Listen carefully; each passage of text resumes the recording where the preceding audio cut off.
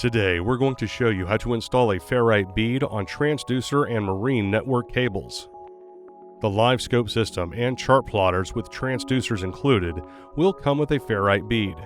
Ferrite beads are used to eliminate electromagnetic interference near the transducer and sonar device. You should install ferrite beads as close to the connectors as possible on network cables, transducer cables, and the live scope transducer cable.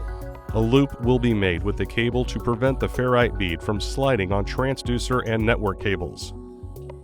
Make sure to not damage or remove the transducer tag on the transducer cable. You can place the ferrite bead below the tag to prevent any damage if the tag is too close. First, give the transducer cable slack and make your loop. Securely snap the ferrite bead around the transducer. Make sure you do not pinch the cables. A loop in the cable is not needed for live scope transducers due to its size. Place the ferrite bead between the transducer tag and as close to the connector as possible. Snap the ferrite bead securely to the live scope transducer cable. The ferrite bead can also be removed after securing it to the cable. Use a small flathead screwdriver to lift the tab holding the ferrite bead together. The ferrite bead can now be removed from the cable.